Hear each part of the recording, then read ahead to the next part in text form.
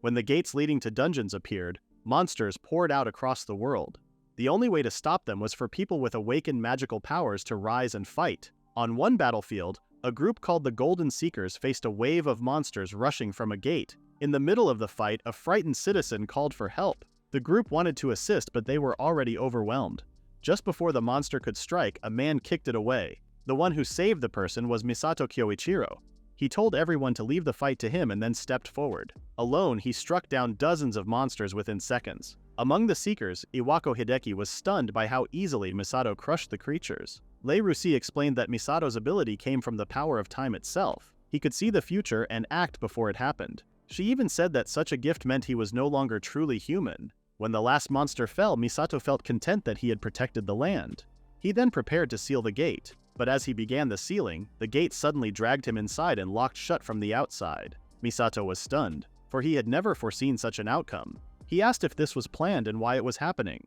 At that moment, his companions revealed their betrayal. Nathaniel Cavell told him that because he could not predict everything, he had fallen into their trap. Still in shock, Misato listened as Lei Rusi revealed a truth he had never known. He was, in fact, a level 100 monster with time magic. Claudia Bourgeot admitted that their only wish was to gain wealth without effort. Ingolf von Dietz complained that all Kyoichiro had ever wanted was to help others. Iwako Hideki blamed Kyoichiro, saying that because of him they always ended up with the most dangerous tasks. They declared that this would be the last time they fought together.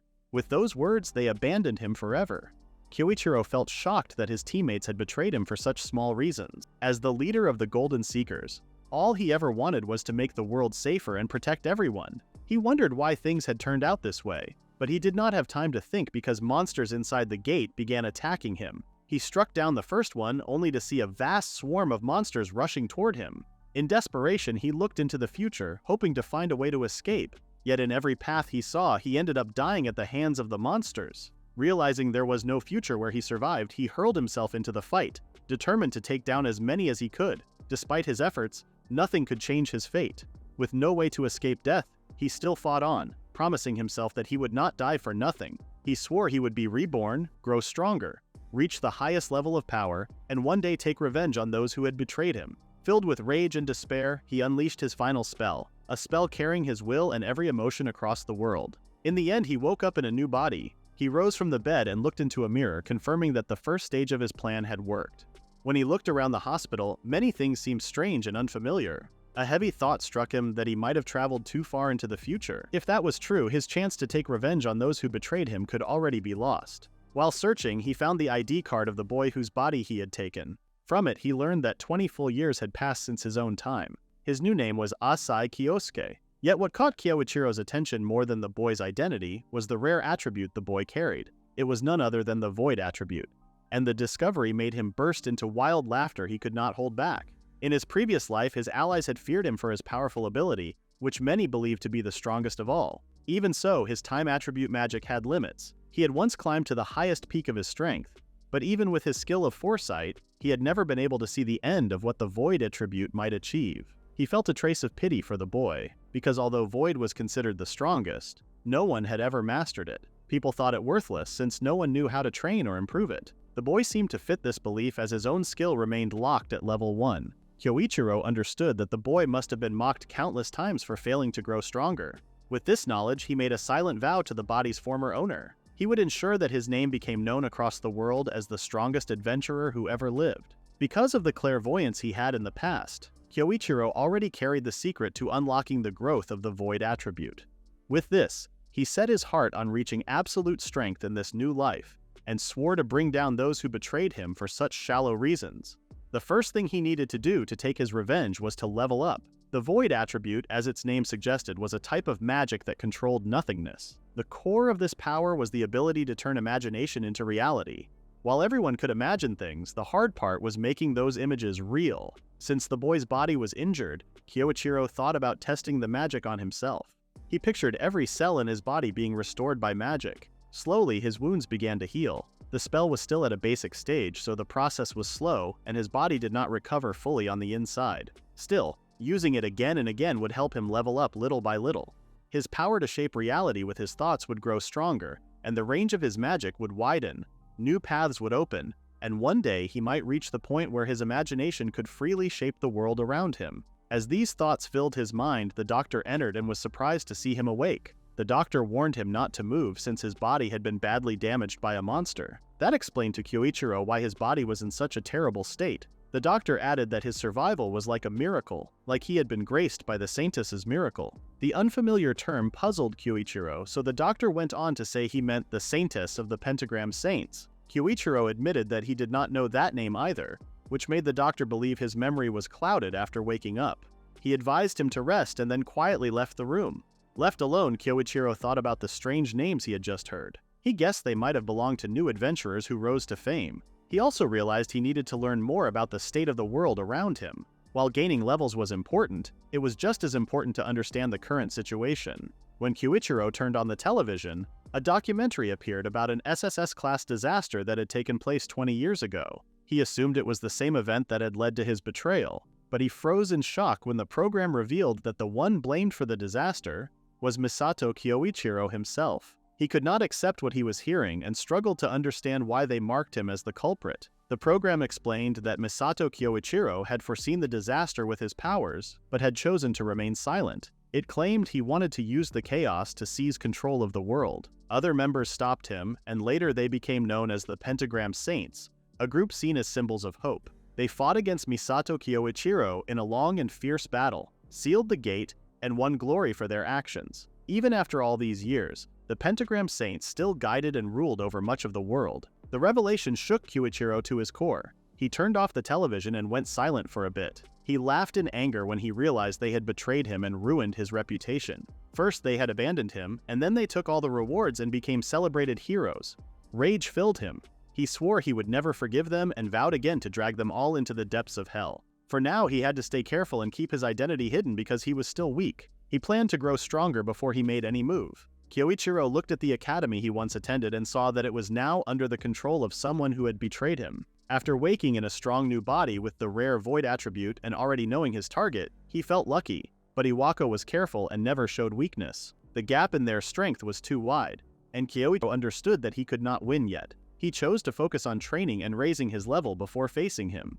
He hoped Iwako would look forward to his revenge. As weeks went by, Kyoichiro's body fully healed. The doctor was surprised at how quickly he recovered and said it was thanks to the saints, but Kyoichiro explained that it was his own power. Even so, he gave thanks to the doctor for the care he received. After finishing his preparations and raising his level much higher, he left the hospital and planned to enter a dungeon as his first test. Before he left the hospital, the doctor had told him that everyone connected to Kyosuke had died in the accident. Kyoichiro felt pity for the boy, but it also meant he now had complete freedom to act as he wanted. He soon reached a dungeon gate and covered his face. As he tried to enter, a guard stopped him. The guard explained that the minimum level required was 30, and that only groups could go inside because entering alone was too dangerous. Kyoichiro insisted that even if this was true for others, he was a student from a Tokige Adventurer Training Academy, and as long as he signed the consent form, he should be allowed in. He had already studied these rules while he stayed in the hospital. Some bystanders laughed at him, saying the guard was only giving advice for his own safety and that he should accept his place as a beginner.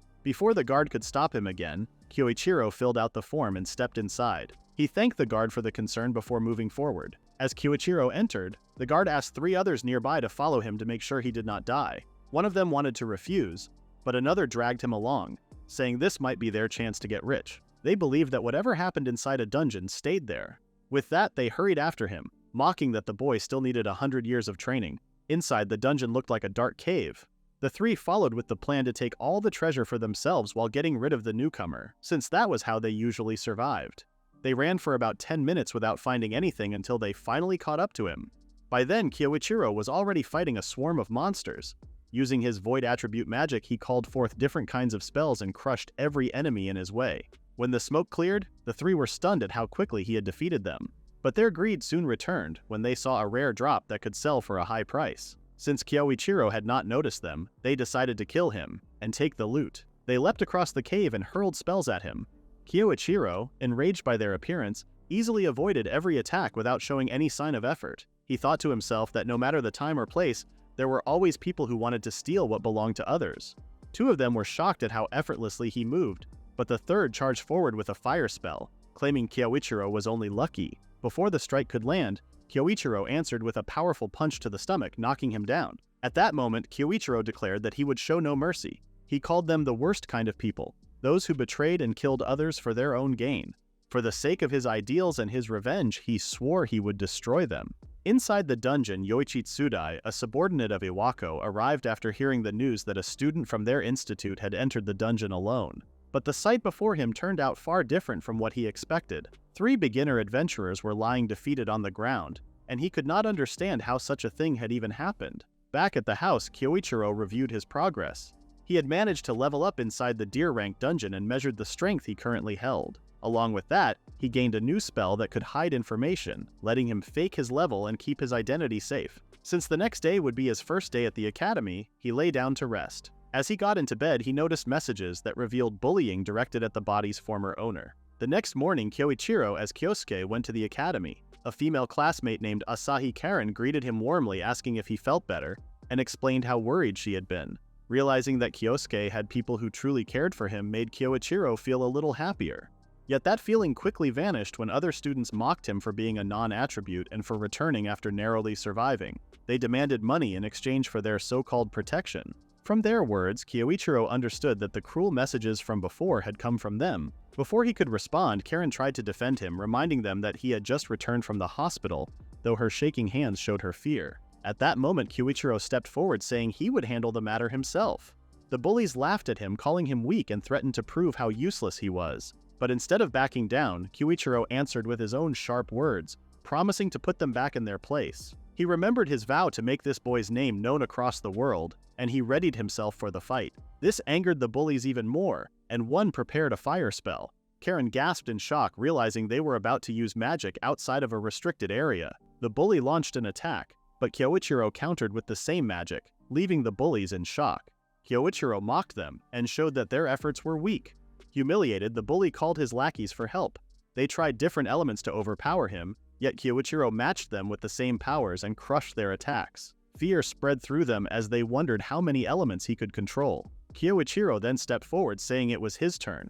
He promised that at the very least he would keep them alive. With a blast of fire, he set off an explosion that forced them to scatter. Before they could seek help, Chiro grew furious and reminded them how Kaya once asked for their support, only to be ignored. He told them there was no need for an answer, because people like them always acted the same way. For that reason, he declared nothing would stop his fist.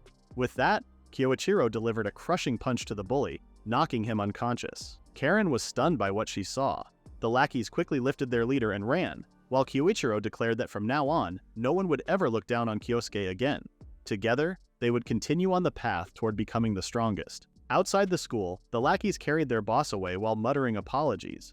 Anger grew inside them as they thought about how much he had changed since leaving the hospital. At the same time, Kyoichiro realized they were not as dangerous as he once believed. As he walked through the school hallways toward his class, more people seemed to notice his presence. He began to think that he might be standing out more than he wanted. When he was almost at his classroom, someone stepped in his way and asked if he was Kyosuke. The man explained that he wanted to talk, but Kyoichiro only wondered who he was. He suspected this person might be just another upperclassman looking for trouble. To avoid him, he thought of pointing out that his class was about to start. The man then introduced himself as Yoichi Tsudai, leader of the Biting Cats. What caught Kyoichiro's attention most was when Yoichi mentioned that the group had been formed by Iwako himself. After that, Yoichi asked again if he had time to spare. Hearing a name linked to Iwako made Kyoichiro curious, and he agreed since he felt he had no choice. They went into an empty classroom where Yoichi asked if Kyosuke was the one responsible for the deaths of adventurers in the dungeon the night before. Kyoichiro firmly denied knowing anything about it. He wondered how Yoichi could even suspect him, since he believed he had erased every trace.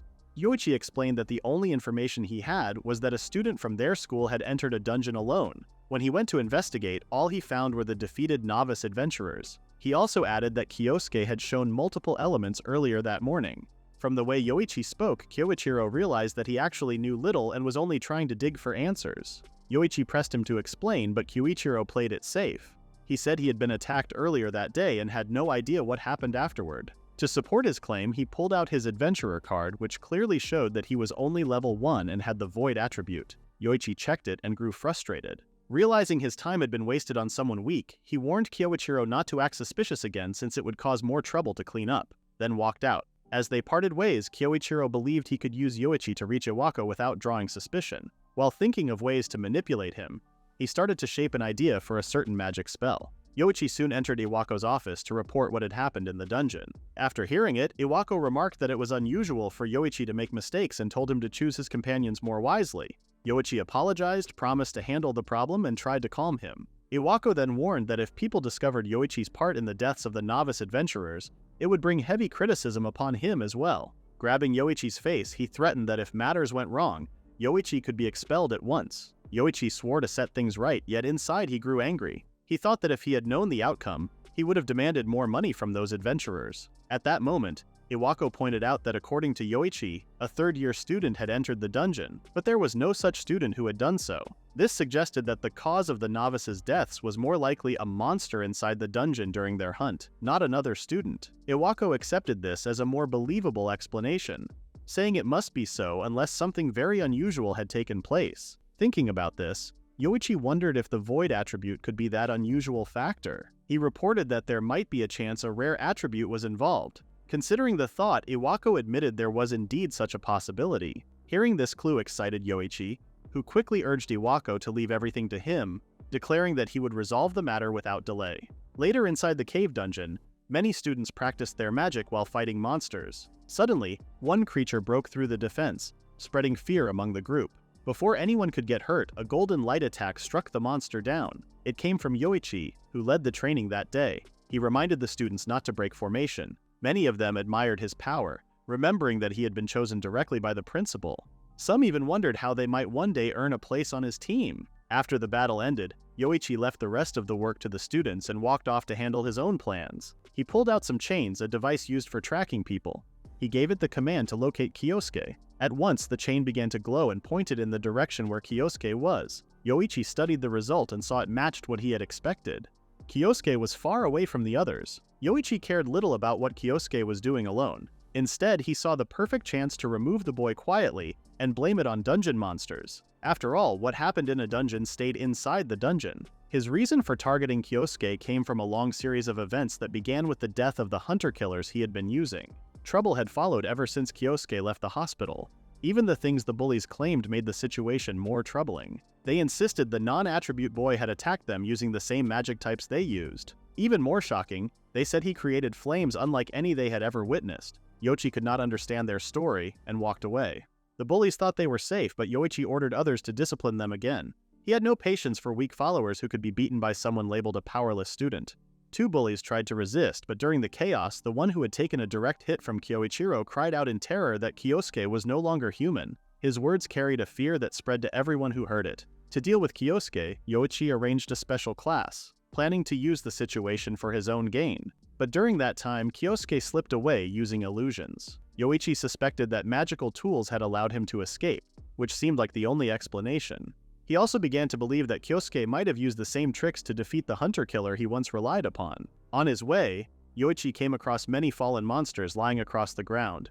From the way they looked, he realized they had all been defeated by a single strike of fire magic. This matched the stories he had heard from the bullies earlier. Even so, this level of strength did not impress him. He thought of Iwako, who was considered as the pentagram's dropout, and knew that Iwako could easily do the same thing. At the moment, Yoichi followed Iwako only because he had no other choice. Still, in his heart, he planned to rise above him one day, take his place, and rule the world as the new pentagram saint. Until that time came, he had to make sure no one ever learned of his link to the hunter-killers. Kyosuke, however, was a problem he could not ignore. Yoichi saw him as an unpredictable variable that could ruin his plans.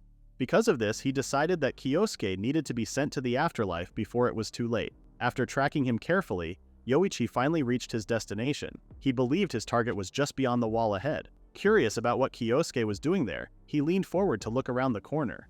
To his shock, he saw Kyosuke calmly sitting on top of a mountain of defeated monsters. Even more surprising, Kyoichiro somehow knew Yoichi had been there the whole time. Despite his attempts to stay hidden, Yoichi wondered how it was possible for Kyosuke to notice him. His surprise deepened when Kyoichiro began speaking words that matched his own thoughts, making him realize that his mind had been read. Stepping out into view, Yoichi tried to demand answers, but instead he found himself insulted and belittled. He was reminded that despite being chosen by Iwako, he was still seen as ordinary and flawed. The reminder stung, especially when Kyoichiro compared him to Iwako's cowardly way of using others for cheap money schemes. The humiliation cut deep, yet Yoichi struggled to regain control of the situation. Before he could recover, Kyoichiro pressed harder, claiming that Yoichi had only ever known the role of the hunter but never that of prey. Yoichi realized then that Kyosuke was planning to turn the tables on him.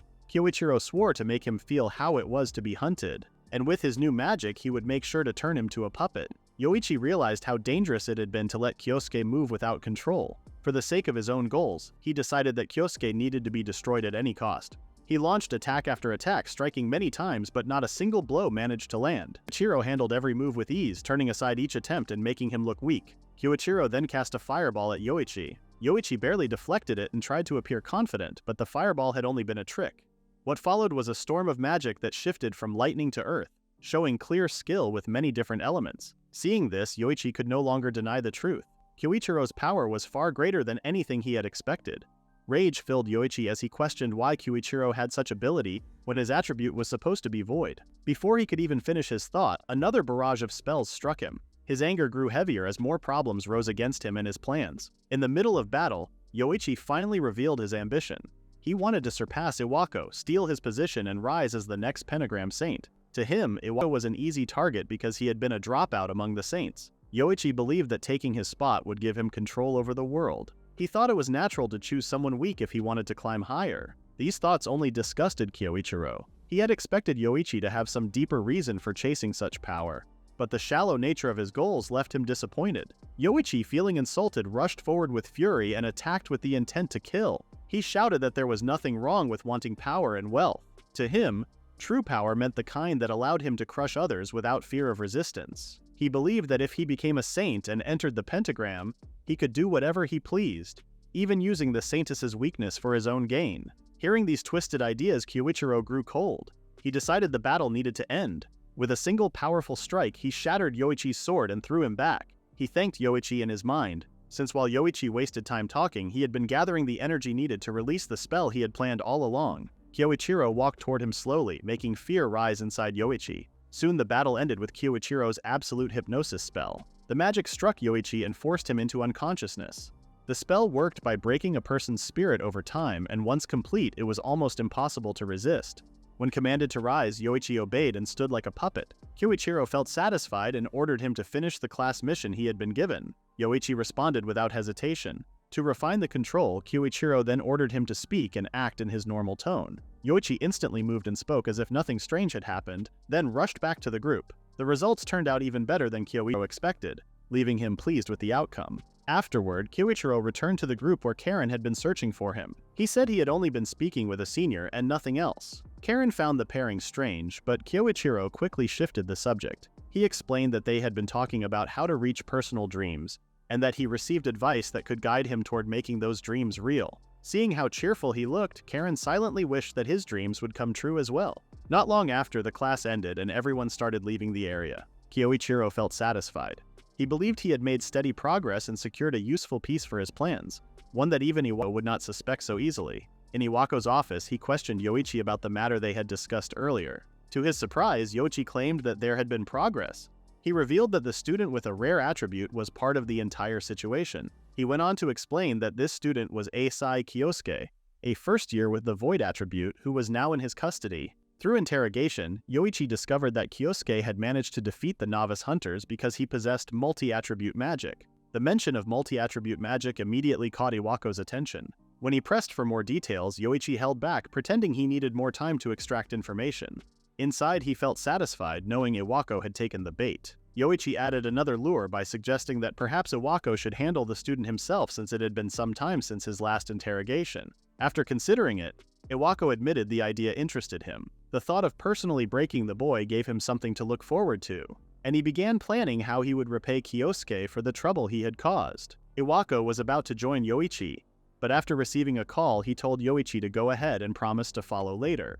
He answered the call, and on the other end, a woman thanked him for choosing them for the bid. Iwako, keeping a straight face, told her to stop pretending. The caller was Lei Ruokshi, a former member of the Golden Seekers who had betrayed Kyoichiro more than 20 years ago. She teased Iwako, saying he should not act so distant since they were both being paid by the government. Iwako cut her off, saying he had urgent matters to handle. Lei mocked him, asking what urgency he could possibly have when he always earned money while running a school. Iwako thought about arguing, but instead he revealed that he was investigating a student who carried the void element. Hearing this, Lei laughed and wondered what someone with such an attribute could ever accomplish. Iwako partly agreed, but reminded her that a rare attribute could always create unexpected outcomes. Lei then asked if he meant something like the time attribute that Kyoichiro once possessed.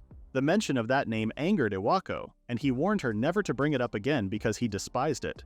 Lei seemed amused by his frustration but admitted that when Kyoichiro awakened, the balance of power had shifted completely. She ended the call by saying she would reach out again since he was busy. Iwako slammed the phone down in anger, cursing Lei Ruoshi for her sly ways. Hearing Kyoichiro's name had destroyed his mood, and he decided to release his rage on the captive student. That evening, Iwako went to a secluded warehouse. He slammed the door wide open and entered with anger, announcing his arrival. To his surprise, the place was completely empty. Out of nowhere, Yoichi attacked from behind, but Iwako blocked the strike without any trouble. He believed Yoichi had grown too confident from receiving praise. Yet he was still far from strong enough to win with such weak tricks. Iwako summoned golden chains that wrapped tightly around Yoichi, locking him in place. With no chance to escape, Yoichi took a harsh kick and Iwako began striking him again and again. He believed Yoichi had chosen the wrong path, and he claimed that those foolish desires would now lead to his end. Just as Iwako prepared to finish him, a voice suddenly echoed from behind, calling him a fool who had never changed. A sharp chill ran down Iwako's back as he turned and searched for the source. Kasuke stepped forward and declared that Iwako had always bowed to the powerful while stepping on the weak. Even after many years, he was still the same greedy man. Rage burned inside Iwako as he demanded to know how a student dared to insult him in such a way. At that moment, Kyoichiro repeated the very words Iwako had spoken earlier about being ruined by foolish desires and threw them back at him. Saying those words suited Iwako himself. Fuming with anger, Iwako threatened the student in front of him and demanded his number, vowing to expel him on the spot. But Kyoichiro stood firm, claiming that he had finally reached this stage of the game. He made it clear that he planned to take his time and have a real confrontation between the two of them.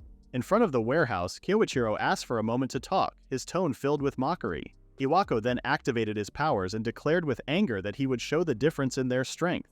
With advanced earth magic, he created a giant hand made of stone. Believing a student could never escape such an attack, he sent it forward with the clear intent to kill. The stone hand crashed down and struck the target without missing. Feeling overconfident, Iwako laughed and claimed it was his perfect victory, proof of what happened to anyone who dared to oppose him. When he looked ahead and noticed that the warehouse had also been destroyed, he wondered if he had used far more strength than he intended. As he thought about it, he admitted to himself that he did not even know who the student was. Wiping the sweat from his forehead, he walked closer to the ruined area, but suddenly, he froze. In front of him stood the student he had just attacked, still standing without a single wound. Kyoichiro looked calm as if nothing had touched him. Panic rose in Iwako because no student had ever survived advanced magic without harm. His shock grew stronger with every step and he could not understand what he was seeing. Kyoichiro's expression turned colder, as if he was reminding Iwako of something important. The atmosphere became heavier, and Iwako felt more unsettled by the second. It seemed as though the student was not only strong but carried a hidden past that Iwako should have remembered. This way of speaking terrified Iwako to his very core because he knew exactly who once spoke like that. Just the memory made sweat run down his face. The fear grew so strong that he lost his clear thinking for a moment. When he thought back, he remembered how they had thrown him into the gate. Filled with anger, Iwako convinced himself that the student was only playing tricks with his mind. He shouted that the man being mentioned, Misato Kyoichiro, was already dead and everyone knew it. With this thought, he released more spells toward Kyoichiro.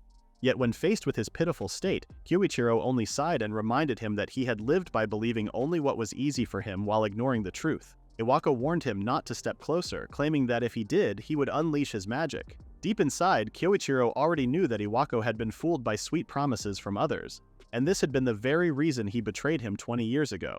Not wanting to believe it, Iwako sent out another attack. But this time, his spell was broken apart by Kyoichiro.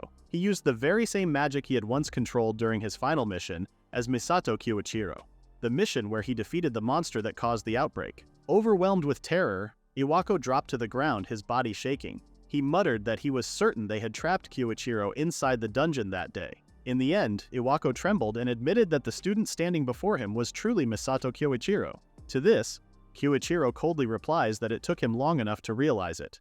With a smile, Kyoichiro claimed it has been a while. He was glad Iwako remembered him.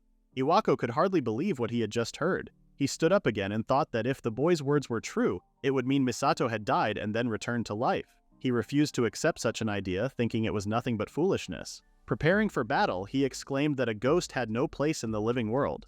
With that thought, he released several wind attacks followed by earth magic. Yet every strike missed, as each one was avoided with ease. Tension rose within him as he searched for a way to gain the upper hand. People once mocked him as nothing more than support, but that never meant he lacked strength. Determined to turn the fight in his favor, he prepared another move that he believed would end everything. For over 20 years he had worked on perfecting this very technique. Channeling dual magic at once, he summoned a giant cyclone packed with heavy stones that roared toward Kyoichiro. It was the strongest attack he had ever unleashed. When no counterattack came right away, he laughed loudly, convinced that he had done what no one else could: defeat Misato Kyoichiro with his own hands. He muttered to himself that if Kyoichiro thought he was still the same weak man from long ago, then he was wrong. Over the years, Iwako had grown stronger. Whatever strength Kyoichiro's time attribute ability once held was now only a memory. Boasting proudly, Iwako claimed that 20 long years had passed, enough for everything to change. The coward he had once been was gone. He shouted again and again that Kyoichiro should never have underestimated him. Pride filled his chest as he reminded himself that he had become stronger after 2 decades of effort, and now he would finally boast about this. He believed the Pentagram Saints would never mock him again. In his mind, he even convinced himself that he stood as the strongest among them all. Iwako's daydream ended when Kyoichiro's calm voice asked if he was finished monologuing. Shocked, Iwako turned and froze in horror when he saw Kyoichiro standing there completely unharmed. Kyoichiro praised him, impressed that Iwako could use offensive magic stronger than usual, and said it was expected from a hero of that era. Kyoichiro then declared that he would take his revenge without holding back anymore. The heavy magic around him made Iwako realize he was facing an enemy far beyond his strength. Still, having come this far in life, he refused to retreat. With desperation, he launched another earth attack that seemed to strike true, but Kyoichiro stopped it easily with his own power. He told Iwako that if he thought such weak spells could win, then he was only dreaming. Terrified, Iwako tried again and again to block Kyoichiro's advance, but nothing worked. Every strike was countered, and Kyoichiro used the same elements with far greater skill, crushing Iwako's magic with ease. Soon, Iwako was blasted away, and Kyoichiro stood right in front of him, his fist glowing with energy and ready to strike. Iwako fell to his knees, begging for forgiveness not only for his actions now, but also for the sins he committed 20 years earlier. He laughed nervously, convincing himself that Kyoichiro's heart was still soft, and that begging would save him. But his plea was rejected. With fury, Kyoichiro said that this was the very reason he had been trapped in the dungeon 2 decades ago. He swore he would not be fooled again. Hopeless, Iwako tried to run, shouting that they had once been brothers, but Kyoichiro roared back that he had no right to say that anymore, not after turning him into a man consumed by revenge. Kyoichiro's fist then smashed into Iwako's face, followed by a storm of punches that nearly knocked him unconscious. Iwako's final thought before blacking out was that he should never have crossed him. With one last crushing blow, Kyoichiro ended the fight. He did not kill him, choosing instead to keep him alive for the answers he still wanted. For now, he decided it was enough to wait until Iwako woke up. After a while, Iwako woke up. At the sight of Kyoichiro, he froze and crawled back, begging not to be killed. Kyoichiro did not kill him. Instead, he took Iwako's phone and checked the call history. He asked about the last call to Lei Ruokshi and what they had talked about. Iwako answered that Lei would arrive in Japan in 3 days and that he thought she wanted to discuss some matters with him. Kyoichiro made his decision. He gave the phone back and told Iwako to act normal around her. He warned him not to tell anyone who he really was. He said that when Iwako had been knocked out, he had placed a spell on his heart that would trigger and kill him if he revealed Kyoichiro's identity. The idea filled Iwako with fear. As Kyoichiro walked away, he thought to himself that he had never actually cast such a spell. He knew Iwako well, and was sure the bluff would work. He could have used full hypnosis, but he chose not to because he wanted Iwako to live in despair, while still aware of himself. 3 days later, Lei was on an airplane heading to Japan. One of her guards mentioned that they were almost there. Just as the attendant prepared to make an announcement, the flight was suddenly interrupted. A group of terrorists tried to hijack the plane. They pulled out guns and ordered everyone to get on the floor. While the passengers panicked, Lei rose from her seat and rushed straight at them. She overpowered the hijackers quickly before most people even understood what was happening.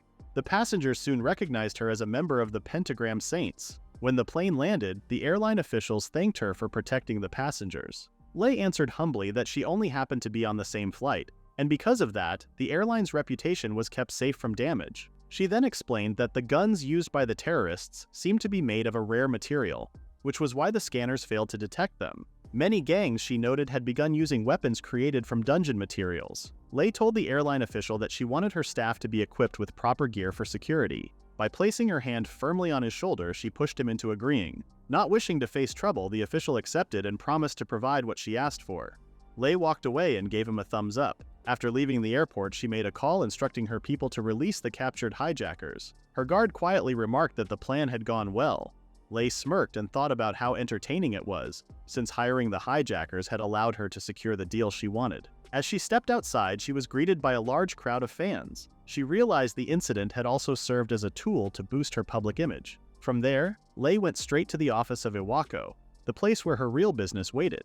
She entered, sat down, and asked about the investigation he had been working on, which involved a student with the void attribute. When she pushed him for an answer, Iwako admitted it was nothing but a useless lead, a false alarm.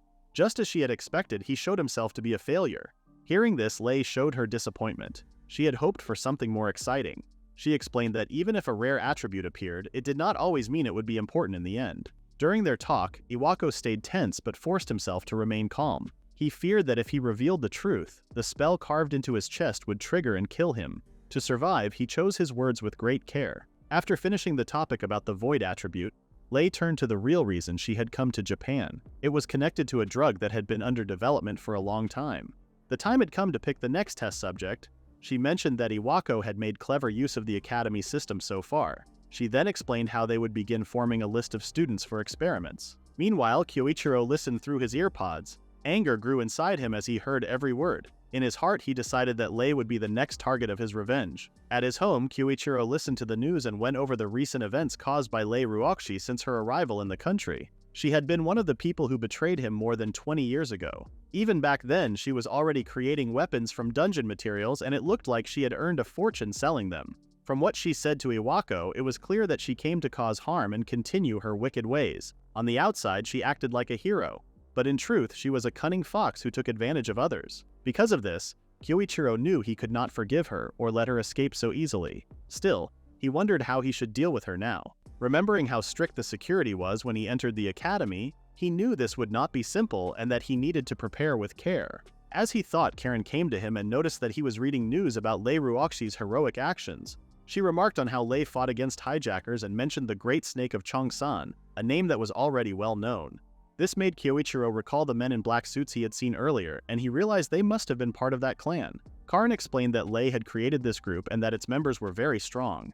She also added that many students hoped to join either her clan or the military in the future. She asked what Kyoichiro planned to do. He was about to answer, but then an idea came to him. If he joined the clan, he could move closer to Lei and reach his goal. Grateful, he felt that Karen had unknowingly given him the answer he was searching for. Filled with excitement, he rushed off, leaving Karen behind, puzzled about what kind of help she had just given him. At Iwako's office, the phone rang and startled him. He answered it and discovered that Kyoichiro was on the other end. Kyoichiro explained that there was something he needed Iwako to handle. Nervous but obedient, Iwako listened closely as Kyoichiro laid out the plan and told him exactly what to say if Lei ever called. In a nearby testing lab, a group of scientists worked while a student was tied to a chair. The boy suffered in pain as the scientists spoke about their progress. Suddenly, the doors opened and Lei stepped inside. She approached the student and studied his condition. The boy begged for mercy, pleading for the injections to stop, certain that he would die if they continued. Before he could finish, Lei struck him and pushed him aside. She reminded him that there was no reason to be afraid because if the experiment worked and his body matched the medicine, he would gain far greater strength than before. She then ordered the scientists to continue their work. Despite the boy's cries, the scientists injected him again. His suffering grew worse, and before long he collapsed and died. The scientists calmly wrote their reports, noting every result. Looking at the outcome, Lei decided that the experiments were useless unless they could find subjects with stronger magical ability. A guard then informed her that they would soon need new test subjects. Lei agreed and stated that they would do it the same way as before, using a recruitment drive for the clan, which on the surface would only look like a normal call for members. While riding the elevator, Lei contacted Iwako. She told him that she needed samples of students with high magical talent. Remembering his instructions, Iwako answered exactly as Kyoichiro had taught him.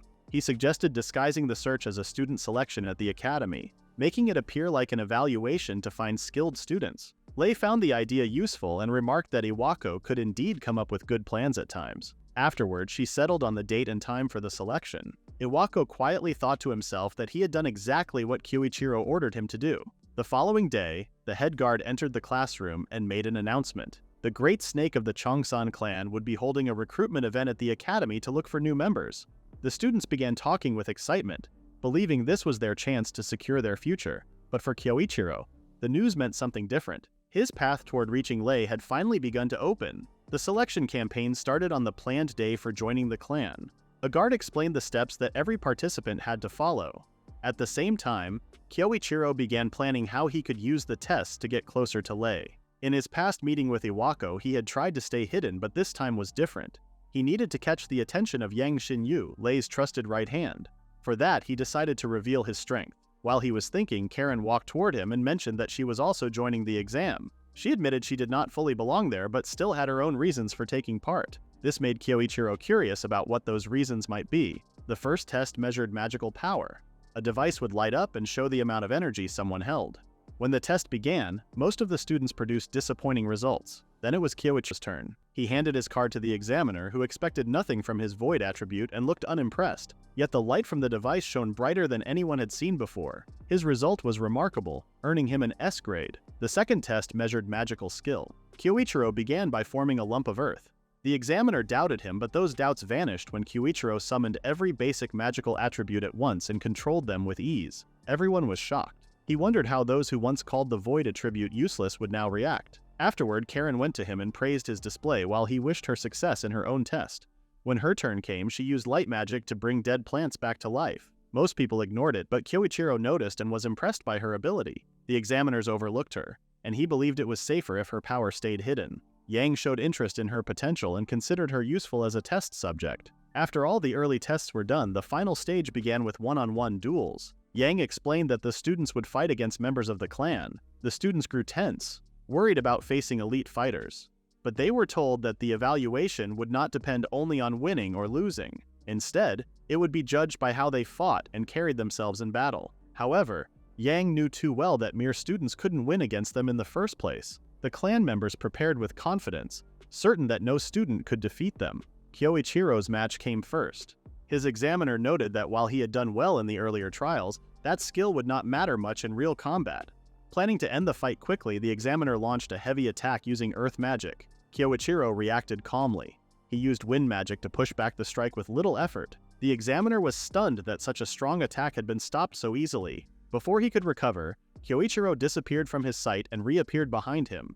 With a blade formed from water magic, Kyo ended the fight in a single clean move. The duel closed with Kyo's victory. Yang was shocked by the result, wondering who this student truly was, since he had gone beyond every expectation. Later that night, Yang reported to Lilei that the exam had finished. She asked if any student stood out. Yang explained that one of them had passed all the tests with overwhelming success, though he used the rare void attribute. At the mention of void, Lilei's interest grew. She remembered Iwako's earlier search for a student with that same power. Smiling, she thought she finally would get her hands on an interesting guinea pig. In the student hall, Lei's right-hand man announced the results of the exams that had been taken for clan enrollment. After all the students gathered, he read the list from top to bottom. The first position went to Asai Kyosuke. The students began whispering among themselves, since many had already expected him to take the top spot. During the difficult exam, he had shown a great level of power that left a strong impression. Kyoichiro felt that everything was moving according to his plans, as his bold display had proven useful in winning over the examiners.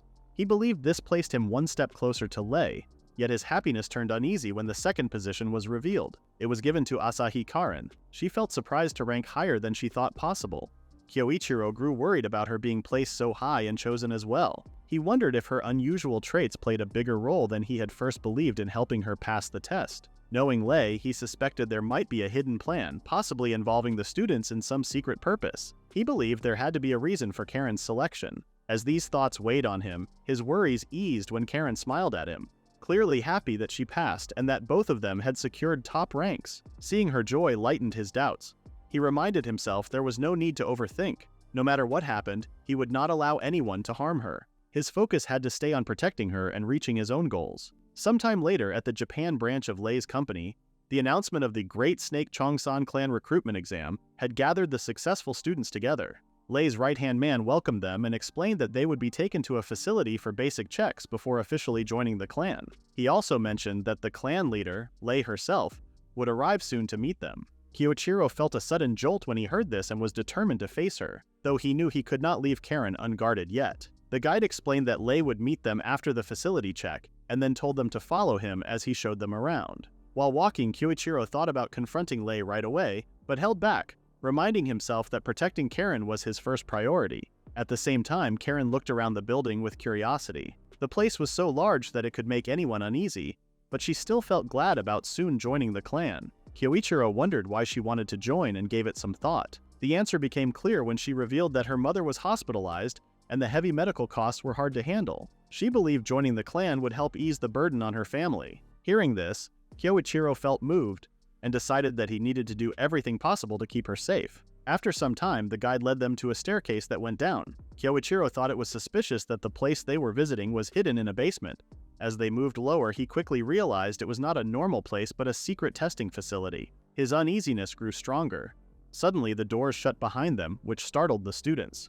Kyoichiro understood at once that leaving would not be allowed. Their strict preparations made this very clear. The guide's behavior changed as he ordered them to stay quiet in a harsh tone. His sudden shift scared the students even more. Lei's right-hand man then stepped forward. While holding a vial and an injection, he explained that they were about to begin a procedure to test if the students were suitable. He revealed that the drug inside was made from rare materials gathered from different dungeons. According to him, it could increase either physical strength or magical ability. At first, some of the students thought it sounded helpful, but doubts quickly appeared when the risk was mentioned. To answer them, the man smiled in a cold way and decided to show proof instead of giving more words. He pointed to a screen and a recording began to play. The video showed a past subject tied up and desperately resisting as the injection was forced on them. The students watched in shock as the test ended with a tragic result. Fear spread among the group as they protested loudly. They demanded an explanation for what they had just seen. The man responded without emotion, saying that the subject had simply been incompatible with the drug, and this was the result. He then asked if that gave them the answers they wanted. The students realized they were being used as test subjects and that the experiment could kill them. Filled with anger, they refused to take the drug. Two of them gathered their magic and attacked together, demanding freedom from the facility. Kyoichiro, watching the chaos, quickly called Karen to his side and told her not to leave him. The two students rushed in to strike, but the guard strengthened his fist with skill and knocked both out with a single blow. Karen watched in fear as the situation grew worse. The two students groaned in pain on the ground. The guard's eyes then turned to Karen. With a calculating grin, he suggested starting with her instead. He muttered that he wanted to see the results, especially since she carried the rare light attribute. Terrified, Karen froze as he walked toward her. Before he could reach her, Kyoichiro stepped forward and blocked his way. The guard narrowed his eyes, demanding an explanation, but Kyoichiro stayed calm and firm, refusing to let him near her. The insult filled the guard with rage, and he ordered the others in the room to restrain Kyoichiro. Several strong fighters stepped forward, certain they could easily defeat a mere student. They charged in with full force, aiming to bring him down in one strike. Their blows landed only on an afterimage, for Kyoichiro had already moved. Before they could react, he struck with sharp enhanced chops that knocked them unconscious at once. The last two fighters hesitated after seeing this, but even their caution was useless. Kyoichiro dashed forward and hit both in the stomach with exact precision.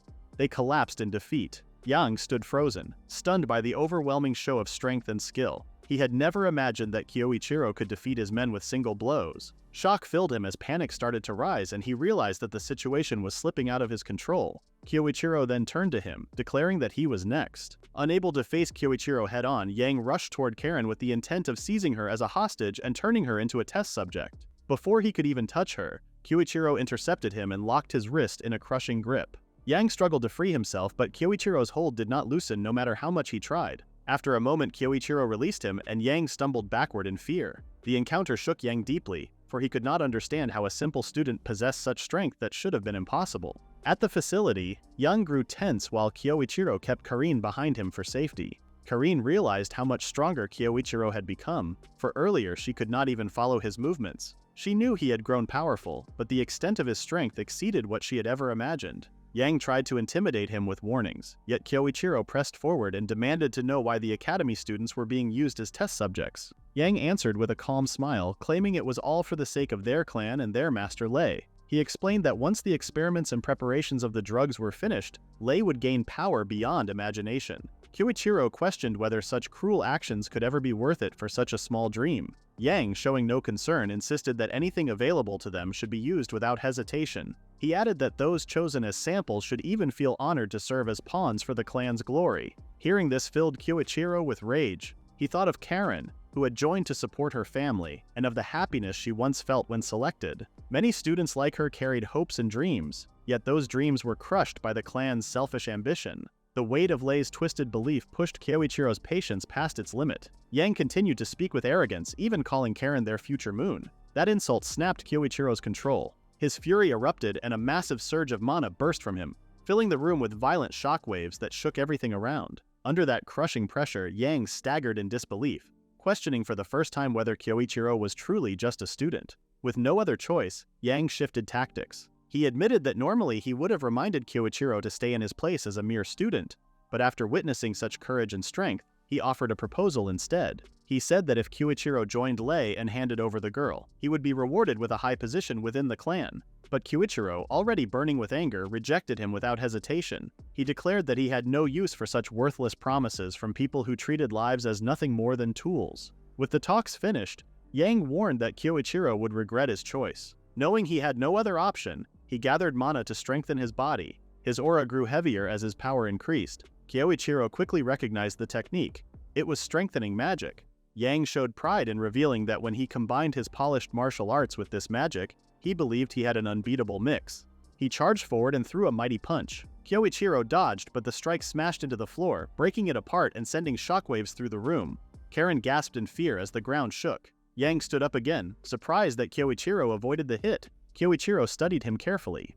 He admitted in his thoughts that strengthening magic was indeed powerful. Yet after watching the flow of mana, he started shaping a plan in his mind. Yang, still eager to finish the fight, moved closer and demanded that Kyoichiro stop running. As he prepared another strike, Kyoichiro began to gather his void magic. He focused with care, picturing the spell that could counter the strengthening magic. Yang saw this and wondered if Kyoichiro was really planning to resist, or if he had already given up. Believing that victory was in his hands, Yang lunged forward with a punch meant to end the battle. But just as the blow was about to land, Kyoichiro finished his spell. The punch, strong enough to smash almost anything, was stopped by Kyoichiro's bare hand. Yang froze in shock. He realized that Kyoichiro was now using strengthening magic as well, but in an even stronger form. Kyoichiro stayed calm as he explained that he could now perform these tricks too. He even thanked Yang, saying he learned the magic by observing and imagining it through him. Taking one step back, Kyoichiro unleashed a powerful strike that hurled Yang into the air. He crashed to the ground with a heavy thud. His mind spun as he lay there. He could not accept that he had been defeated in the very art he mastered. His final thought before losing consciousness was whether Kyoichiro was really just a boy, or something far more monstrous in strength. With everyone in the facility already defeated, Karen rushed to Kyoichiro. She saw him waiting and gave a small nod to show she was fine. Around them, the other injured students slowly began standing up again, trying to recover from the fight. Kyoichiro told them that he would open a way so they could leave the place without danger. The students felt unsure, wondering what he meant and where he planned to go.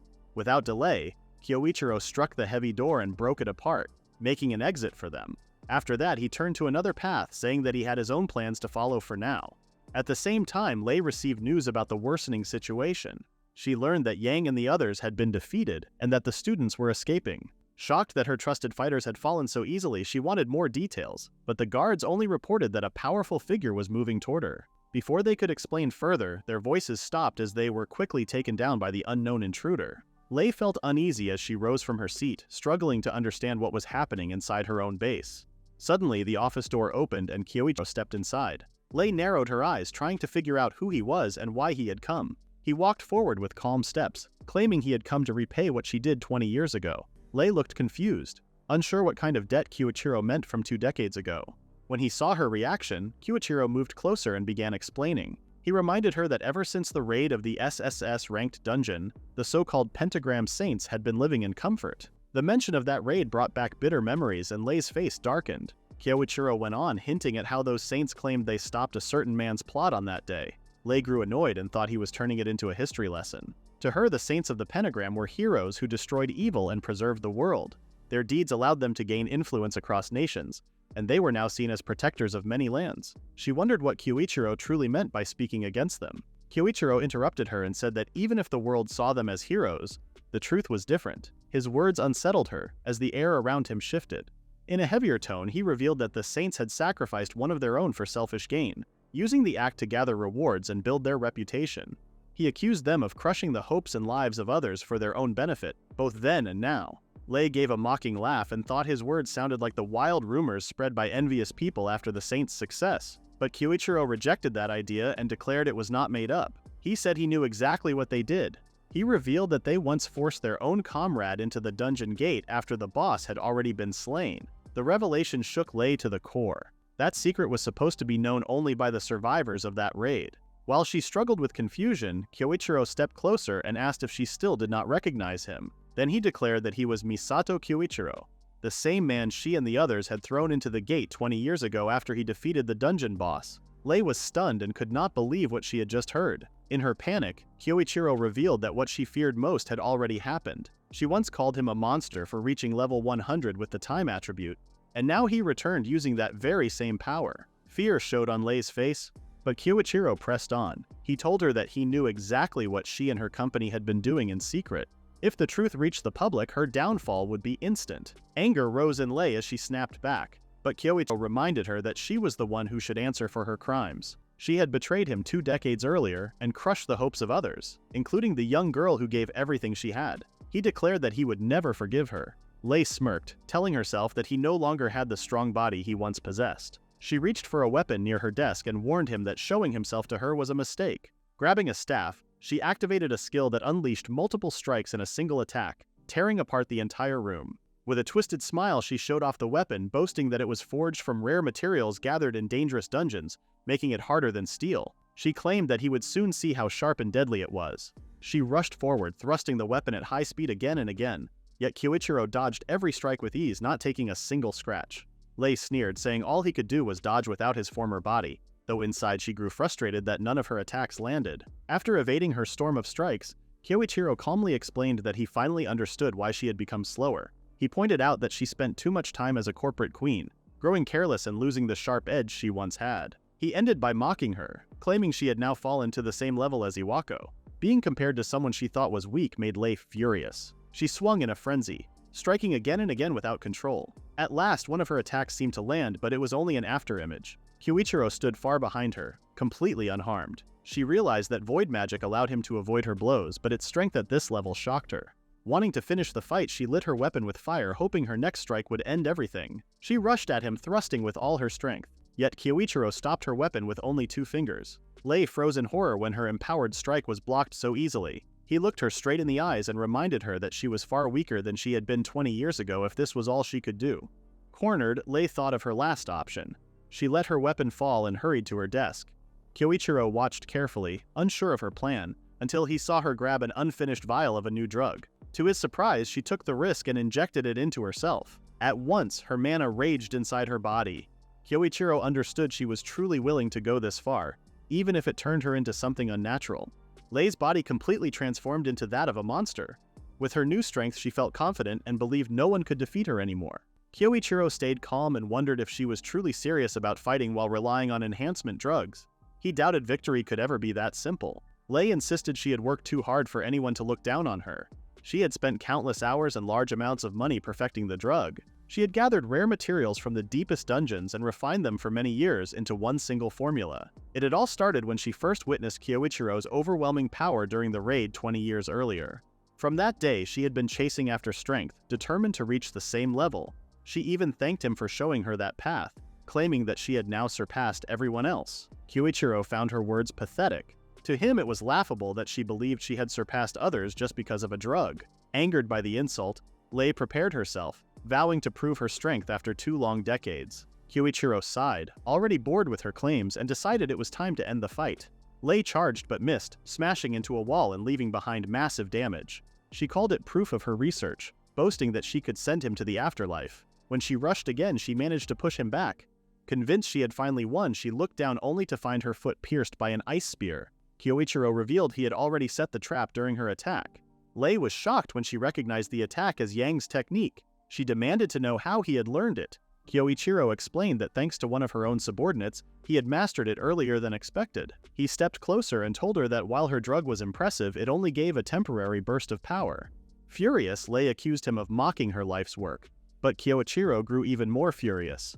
He reminded her that she had crushed countless people for her selfish desires and still had the nerve to call it progress. To him, her actions were disgusting. Humiliated, Lei launched herself at him in blind rage. Kyoichiro easily countered, grabbing her and driving his knee into her stomach. Her unstable power quickly faded away, and she collapsed unconscious. Her final thought was the terrifying truth that the new Kyoichiro, with limitless potential, was far more dangerous than his past self who once relied on a single attribute. As he turned to leave, Kyoichiro coldly remarked that her power had never been real from the start. With that, 2 of the 5 targets in his quest for revenge had now been defeated. Outside, Karen hurried toward him, worried about his condition. At the same time, reporters crowded the area, eager to cover the attack on Lei's office. Asai looked at him, wondering if he was the one behind it.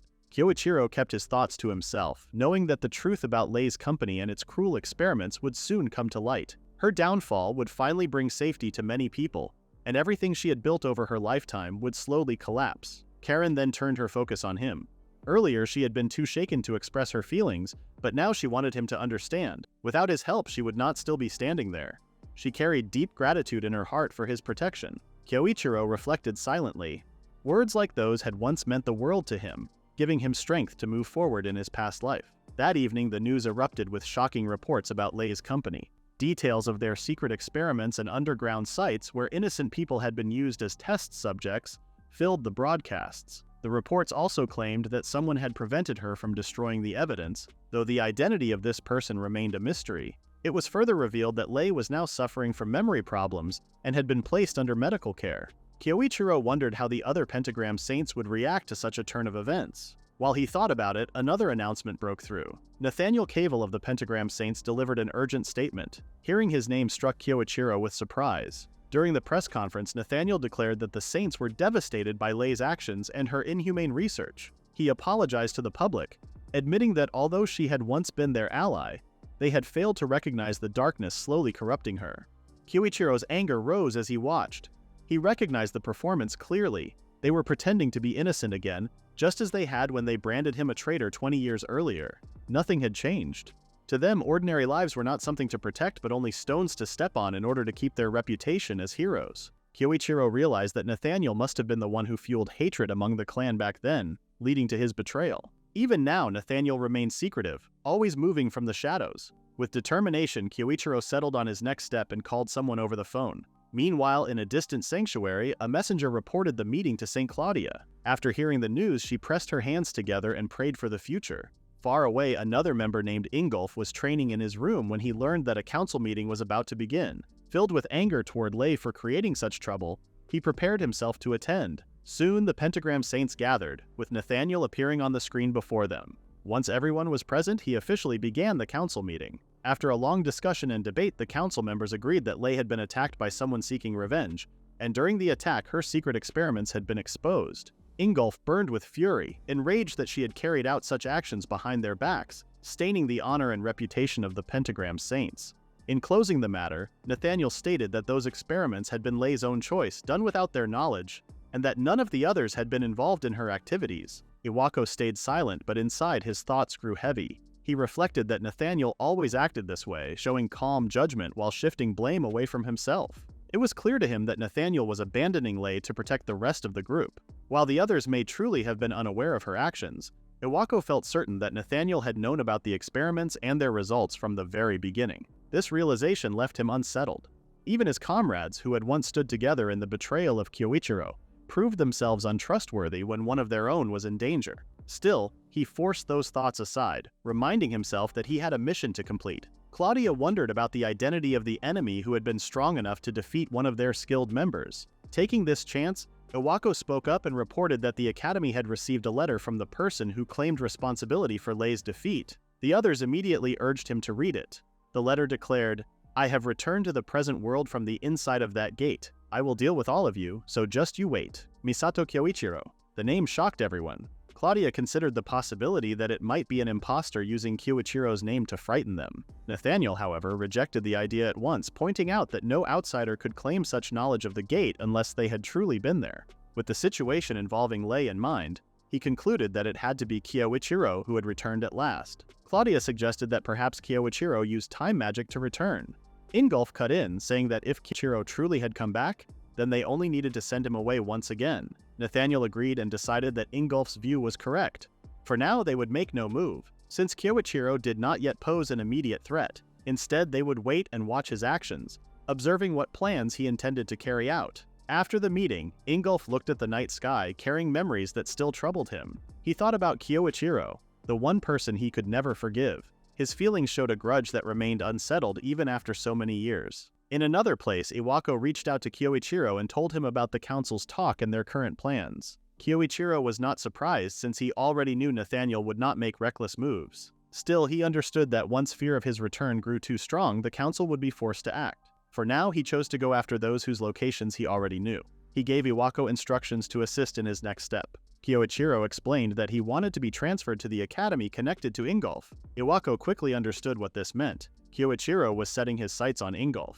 Kyoichiro confirmed it by saying that with the excuse of a short exchange program, he could enter the German academy. Iwako warned him that Ingolf was not like Lei and might not have clear weaknesses to use against him. Kyoichiro listened, but still believed he needed to face Ingolf at least once. He left the needed papers with Iwako to handle. When he stepped outside to clear his thoughts, Kyoichiro remembered that even if Ingolf had done nothing wrong recently, he had betrayed him 20 years ago along with the others. Soon after, he boarded a plane. From the academy, Karen watched and smiled as the aircraft left. When he landed, Kyoichiro finally reached Germany under the student exchange program.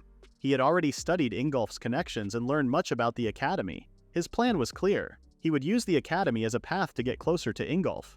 For now, he chose to head straight to the academy. On the way, he heard a commotion nearby. When he looked, he saw a group of men surrounding a girl.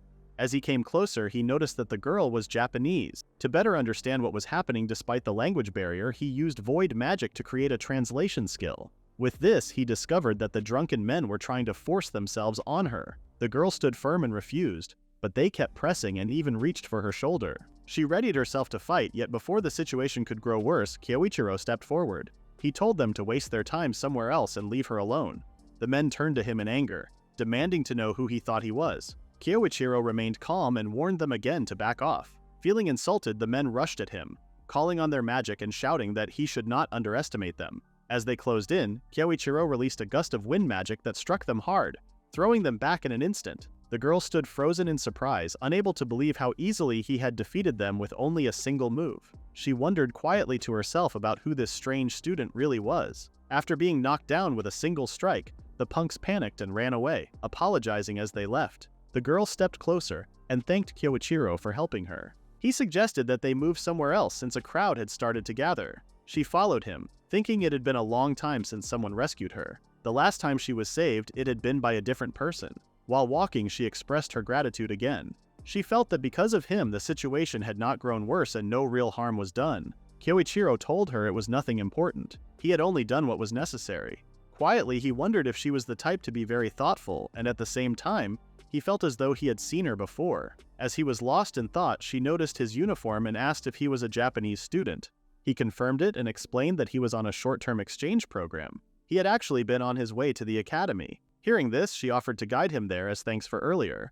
He accepted and let her lead the way. As they walked, she shared that she was traveling around the world because of personal reasons. Kyoichiro was surprised. She looked about the same age as the body he was using, yet she was traveling alone. He thought this was unusual and even risky. He mentioned that traveling alone could be dangerous and might lead to problems like the one she had just faced. She brushed it off, saying she was fine and that she could use magic as well. Kyoichiro then wondered why she had been caught off guard earlier. She avoided answering and instead asked if he was going to study at the academy. Curious about her view as a traveler, Kyoichiro asked if the academy was unusual in any way. She explained that it was well known for its strict system based on merit. Students there valued the rankings and achievements that created a clear hierarchy. There was also a point system that rewarded success. After hearing this, Kyoichiro realized how seriously the academy treated these matters, far more extreme than the schools in Japan. From Iwako's information, Kyoichiro already knew that Ingolf often taught lessons for the wealthy elite students as a way to get closer to them. Kyoichiro understood that he needed to make a strong impression in this merit-based system. The idea excited him since he always enjoyed challenges. After their trip, the girl pointed toward the Lanzig Training Academy. Kyoichiro thanked her for both her guidance and the details she shared. Before they parted, she remembered to give her name. She was Shirato Sayuki. In return, Kyoichiro introduced himself as Asai Kyosuke. His name startled her, almost as if it reminded her of something long ago. She only explained that his name sounded familiar to someone she once knew. With that said, they went their separate ways and she wished him luck at the academy. After she left, Kyoichiro could not shake the thought that there was something unusual about her. Even so, he pushed the feeling aside and walked toward the academy. The building looked neat and well kept. While crossing a bridge, he noticed a student waiting for him. The boy called out and asked if he was the Japanese transfer. Acting arrogant, the boy demanded that Kyoichiro come closer. Kyoichiro answered politely and asked who he was, even calling him a delinquent. The boy grew insulted and stepped forward with a sneer. He said Japanese students did not appear often and questioned if Kyoichiro was anything special. To show authority, he warned him not to get the wrong idea about how things worked at this academy. He began explaining the hierarchy in place. Kyoichiro sighed, annoyed that he had already run into troublemakers so soon. He remembered Sayuki's warning about the merit system and quickly realized this student wanted to test him. Tossing his bag aside, Kyoichiro said he was ready to fight. The boy grinned, glad that Kyoichiro understood the challenge. Drawing his power, the student used earth magic, hurling a storm of stones like a spray of bullets. Kyoichiro deflected them with ease, stopping each rock in midair.